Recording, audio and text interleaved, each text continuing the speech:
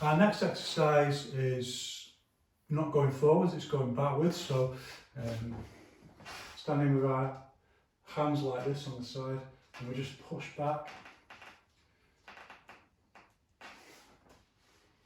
And then, so all the feeling is on your forearm, like you're pushing something forward with your forearm. And as you push back, it's like the inside of your forearm. We'll start like this, of course. 1. The quad has to go in, and then shifting either side on the legs, all the way back, as far as you can.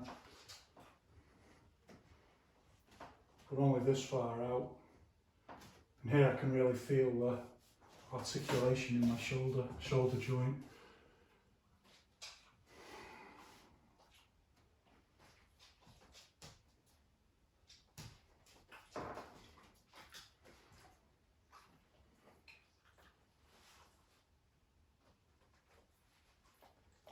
Probably hear the dog, I don't know what he's eating, something.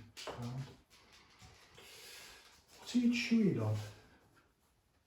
Is it something on my shoe? Good grief. Mate, I'm busy. No. And again, we just bring it into our usual step in.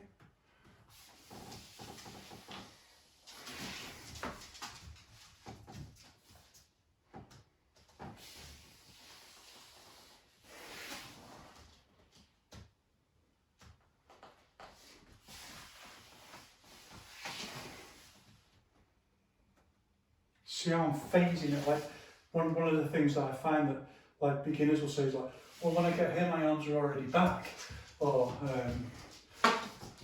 when I get here my arms aren't back but I've got no leg movement left, so I'm just doing that. So you've got to really think about how the movement is phased. It requires a much more intentional interlink between mind and body. I want to time it. So as I move forward, everything moves forward.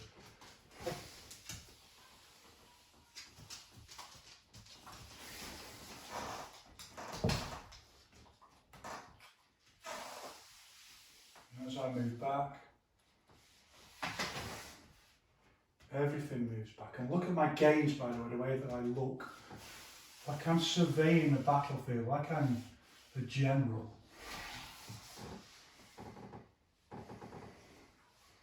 Like I'm a general surveying the battlefield, a grim warrior. This is the intentionality of the movement, particularly for martial arts training. Like, and I'm not thinking about anything particular. If I'm visualizing, but in terms of the look, you know, it's just the feeling from the eyes that then permeate, you know, or maybe comes from the whole body and is then just.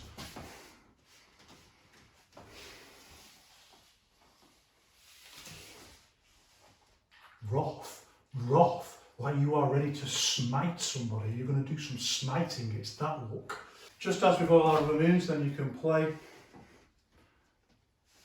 on a more advanced level, just playing with, and this doesn't always have to be highly intentional, by the way, you can just kind of just play a little bit with the, just move, flow, float, and then into that momentary lock point, which would be the point where you would pull or hit, or just where you need the whole body to, Zhao Daozin calls it like a lock point, the famous Yiquan master, and Yao Zhongzong also describes this impact point where everything just momentarily locks, or in this case, everything just momentarily locks, and all the forces are just working towards the movement. So you can just play.